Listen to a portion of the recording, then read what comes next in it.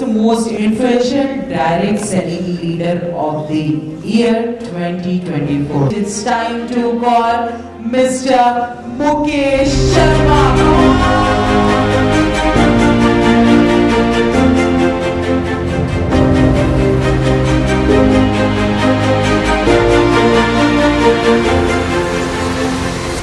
आपको बहुत बहुत शुभकामनाएं sir, thank you sir.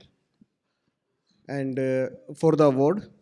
And मैं आपसे एक चीज़ जानना चाहूँगा सर, ये हमारे अवार्ड का नाम है direct selling leadership excellence award. आपकी नज़र में लीडरशिप के क्या मायने हैं? कौन होता है लीडर, उसकी क्या रिस्पॉन्सिबिलिटी होती है सर? जी, इस डायरेक्ट सेलिंग इंडस्ट्री में लीडर वही होता है जो अपने लोगों को सही लीड कहते हैं ना, जे लीडर लीड विद एग्जाम्पल।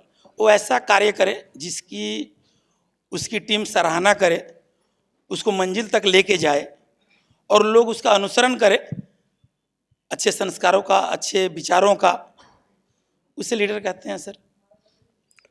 एक अगला जो सवाल है मेरा वो ये है कि जब हम एजुकेशन की बात करते हैं तो एजुकेशन से क्या मायने हैं डायरेक्ट सेलिंग में? एजुकेशन का कितना बड़ा रोल होता है सक्सेस के लिए, और उसी के साथ मोटिवेशन का कितना बड़ा रोल होता है? अगर दोनों को कंपेयर करें तो रोल किसका कितना है और कौन सी चीज़ ज़्यादा ज़रूरी है कामयाबी के लिए?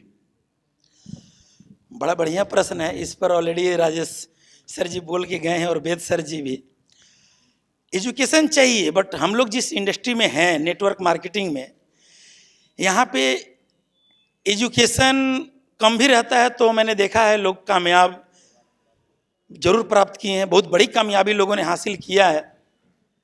हाँ, उनको सिस्टम और डिसिप्लिन में अगर रहें तो उनको जरूर कामयाबी मिलेगी। और साथ में चलते चलते, जैसे हम लोगों के ट्रेनर हैं, आप लोग DSN नामक जो संस्था चला रहे हैं, इसके माध्यम से लोगों को एजुकेशन बाद में मिल ही जाता है। तो लोग अगर सिस्टम, डिसिप्लिन और उनकी सोच अगर बड़ी है जो मुझे भी इस इंडस्ट्री में आना है और बड़ा कुछ करना है, तो स्कूली या कॉलेजी नॉलेज ना हो, बट यहाँ आके वो प्राप्त कर सकते हैं जो कामयाबी के लिए चाहिए। ये जरूरी है। Very true.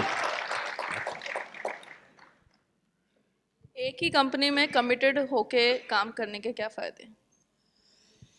एक कंपनी में हर एक नेटवर्कर एक ही कंपनी में जरूर वो काम करना चाहता है, लेकिन हो सके उसके कुछ मैनेजमेंट की तरफ से या कुछ सीनियर की वजह से कुछ गड़बड़ियाँ हो जाती है, जिसकी वजह से उसको डिसीजन लेना पड़ता है। नहीं तो मेरा जहाँ तक मानना है, जो हर नेटवर्कर चाहता है कि एक ही जगह, क्योंकि हर कोई जानता है एक जगह टिक के ही हम अगर गड्ढा खोदेंगे तो वहाँ से पानी निकलेगा। ऐसा नहीं कि यहाँ फिर वहाँ गड्ढा खोदेंगे तो पानी निकलेगा, उससे मेहनत बेकार चला जाता है। बट कुछ कारणों की वजह से उस चेंज कभी कभी उसको नौबत आ जाती है जो उस पर उसको डिसीजन लेना पड़ जाता है, लेकिन एक ही कंपनी में काम करें तो बेहतर है। वेरी ट्रू सर, बहुत बढ़िया। सर, जब हम किसी को ज्वाइन करवाने के लिए फॉलो अप करते हैं तो कभी कभी हम इम्पेशेंट हो जाते हैं। ये जनरल लोगों की बात कर रही हूँ मैं। तो क्या हमें आपके नज़र में पेशेंटली वेट करना चाहिए उसके रिवर्ट का कि वो रिप्लाई करेगा, या आगे बढ़ जाना चाहिए, हमें टाइम खराब नहीं करना चाहिए? ये क्या है कि आपको क्या, हम जब किसी को प्लान दिखाते हैं, प्लान दिखाने के बाद फॉलो अप अपना होता है। कई बार हम लोग क्या करते हैं, उसको फ़ोन कर करके इतना परेशान कर देते हैं, अरे सर आपने बताया नहीं, आप कौन सा प्रोडक्ट लेंगे, किस तरीके से आप हमारे साथ काम करना शुरू करेंगे। उसको सोचने का भी समय नहीं देते हैं, पेशेंस नहीं रखते अपनी ना। तो उसका जो सवाल मैम ने पूछा कि क्या वो उस लेवल पे हमको फॉलो अप रेगुलर लगे रहना चाहिए उसके पीछे, या फिर क्या हमको करना चाहिए, टाइम देना चाहिए उनको? अगर आपने उसको अपने प्रोडक्ट के बारे में और प्लान के बारे में बता दिए हैं तो फॉलोअप तो बहुत ज़रूरी होता ही है हमारे इस फील्ड में, बट उतना ही हो जिससे कि वो परेशान ना हो जावे लास्ट में। नहीं तो इस फील्ड में, इस नेटवर्क की दुनिया में लोग ऐसा भी करते हैं कि अगर आपने लोगों को ज़्यादा ही फॉलोअप कर लेते हैं तो अपना फ़ोन तक बंद कर देते हैं। लोग आपसे पीछा छुड़ाने के लिए आपको देखते ही इधर उधर गायब भी हो जाते हैं। तो उतना ही फॉलोअप करें कि जितना उसमें वो आ भी जावे, और उनका जो समस्या है पहले कोशिश करनी है उनकी क्या समस्या है उसको समाधान देना,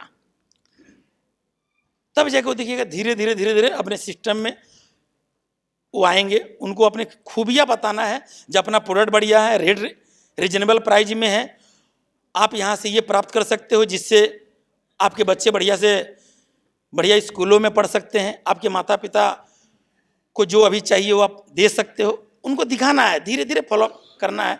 अब दिन रात लगे रहने से कहीं हो सके वो, क्योंकि हर व्यक्ति का तो आज के डेट में केवल लोग ये कहते हैं कि क्या हाल है ना, हाँ ठीक है, लेकिन अंतरात्मा से पूछा जाए तो उनका वो पॉकेट ही बोलता है और उनका दिल ही बोलता है जो कितने ठीक हैं। वो ठीक नहीं है, बस बोलना रहता है जी ठीक है, इस वजह से लोग बोलते हैं ठीक है। अब हो सके उनको डिप्रेशन हो, टेंशन हो, ज़्यादा फोन करेगा तो कुछ भी अगला कर सकता है। इसी वजह से उनसे पहले मूड देख लेना है कि व्यक्ति क्या सुनना चाहता है और क्या वो समझने के लायक है, नहीं तब अपना बात को रखना है। ये मेरा कहना है। सर अगला क्वेश्चन है कि प्रोडक्ट नॉलेज होना कितना ज़रूरी है जब आप फील्ड में काम करते हैं? जी, कई बार क्या होता है ना कि किसी को डायबिटीज़ बीमारी है, उसको हमने एलोवेरा चिपका दिया आप समझ रहे हो, तो उसका प्रोडक्ट नॉलेज कितना ज़रूरी है कि जिस चीज़ के लिए हम लोग काम कर रहे हैं वो कितना इफेक्टिव हो। प्रोडक्ट बेस में प्रोडक्ट का नॉलेज होना बहुत ज़रूरी है।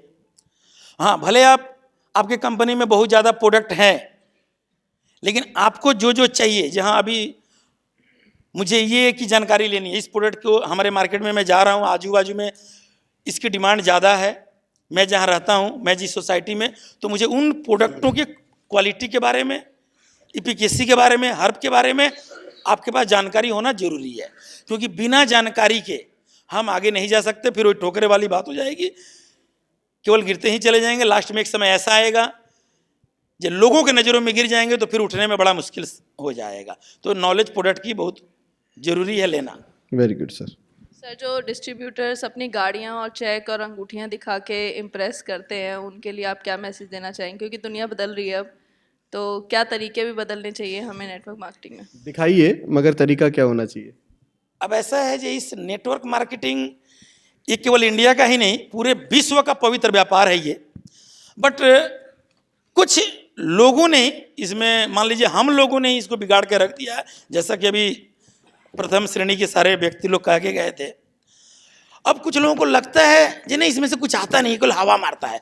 अब कैसे, जैसे अभी जो चोटी वाला जो बोटी बोटी कुछ दिनों में होने वाला है उसको कुछ दिन में लोग, अभी मैंने कुछ आते आते सुना था जो उसको लोग उसका ये करेंगे, लेकिन खैर अब कुछ लोगों को लगता है कि ये लोग केवल हवा ही मारते हैं, यहाँ से कुछ आता नहीं है। लोग कहते हैं कि गया था कमाने, गंवा के बैठा है। तो इस वजह से लोग कुछ अपना चेक दिखाने पर मजबूर हो जाते हैं कि देखो भैया यहाँ से भी कुछ आता है। और होता क्या है कि आज तक हम लोग जिस सोसाइटी में, जिस समाज में रहते हैं, वहाँ पे टीचर की, डॉक्टर की, एडवोकेट की, या और भी जो हमारे सोसाइटी में बढ़िया बढ़िया जो लोग रहते हैं, उनके घर बाड़ी गाड़ी सब दिखती है।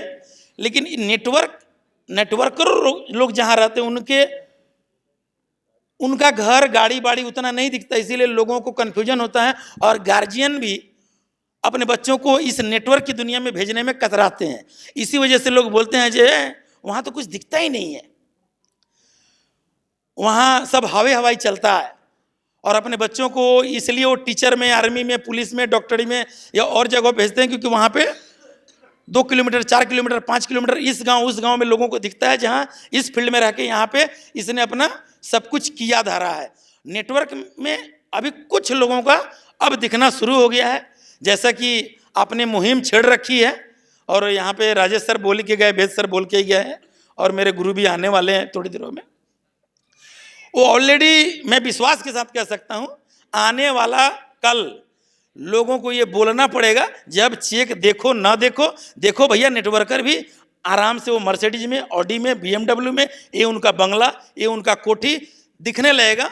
तो लोगों को अब वो दिखाने की जरूरत नहीं पड़ेगी, लोगों को विश्वास होने लगेगा। जैसे उन लोगों को 2-4 किलोमीटर के बाद दिखने लगता है, यहाँ नेटवर्कर लोगों का भी घर द्वार अब ज़्यादा मात्रा में दिखेगा। तो ये भी नहीं दिखाना पड़ेगा। अभी जो दिखाने की लोग देखने के बाद आते हैं, अब नहीं पढ़ना, देख के लोग आते चले जाएंगे। मतलब सेलिब्रिटी लाइफ बन जाएगी आने वाले टाइम में। जी, 2025 के बाद ये लोग केवल नेटवर्कर है, उनकी घर गाड़ी बाड़ी देख के ही इस फील्ड में आने लगेंगे। तो मतलब इसमें कोई गलत चीज नहीं है, दिखाना ठीक है। मतलब हमने अचीवमेंट किया तो हम दिखाएंगे, आप लोगों के पास अचीवमेंट नहीं, आप मत जी, दिखाइए। जी। अभी एक सर आए थे, बोल के गए थे कि अभी केवल 2 से 3% ही लोग नेटवर्क फील्ड में हैं और 95 से 97% वो चोटी वाले और वो वाले लोग हैं। इस वजह से हम लोगों को ज़्यादा अभी परेशानी हो रहा है। लेकिन आते आते 1 साल 2 साल के अंदर जब अधिकतर लोगों को दिखने लगेगा तो फिर लोगों को विश्वास हो जाएगा, तो फिर उनको चेक दिखाने नहीं पड़ेंगे।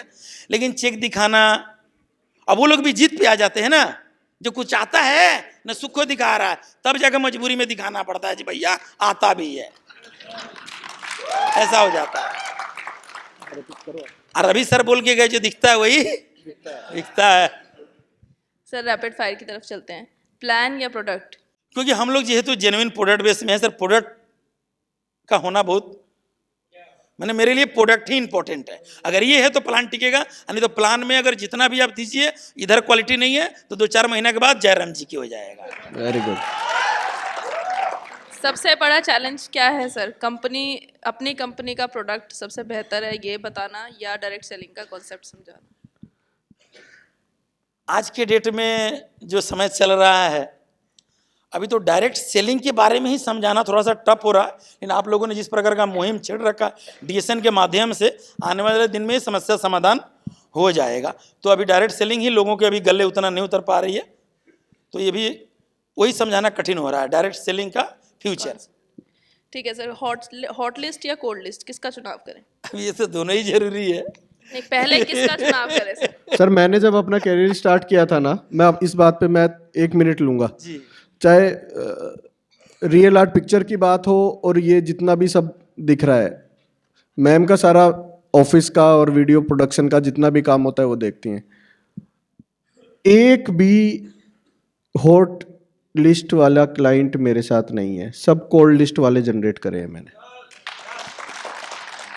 तो जो हॉट लिस्ट है ना वो जरूरी है, लेकिन आप सबको मैं मैसेज ये देना चाहता हूं कि आप जहां से गुजरते हैं ना और वहां पे आजू बाजू जितने भी लोग हैं वो सारे आपकी कोल्ड लिस्ट है। जो ये हमारा एक परसेप्शन बन गया है ना कि मेरी तो लिस्ट खत्म हो गई है, मेरे पास नंबर नहीं है। आपके पास कितने नंबर हैं ये आप खुद को नहीं पता आपको, बट आपको वो अगर आप अपनी स्ट्रेंथ डेवलप कर लेते हैं कि मैं किसी से भी बात कर सकता हूं, तो फोन नंबर तो लेना किसी से आज के टाइम पे बड़ी बात नहीं है ना। तो ये सवाल इसलिए है सर। नहीं, बढ़िया है आज के डेट में, और यहाँ तो सारे कूल वाले ही है, लेकिन उस समय को देखते हुए डिसीजन लेना पड़ता है। लेकिन आपका कहना बिल्कुल सत्य है, क्योंकि हम लोग जितना कूल रहेंगे उतना हमारे लिए, हमारे बिजनेस के लिए, हमारे घर परिवार के लिए, समाज के लिए उतना बेहतर रहेगा। लोगों में ऐसा मैसेज जाएगा। सर अपलाइन या डाउनलाइन किसके सपोर्ट से बिजनेस चल रहा है? प्रायोरिटी पे क्या होना है? जैसे कहाँ जाके फंसेंगे आप ये बताइए। मैंने गुरुजनों से सुना है, डाउनलाइन की डाउनलाइन पूरी तबाह क्यों न हो जाए, बर्बाद क्यों न हो जाए, अगर गुरु जिंदा है तो फिर से साम्राज्य स्थापित किया जा सकता है। Thank you very much sir. Thank you sir.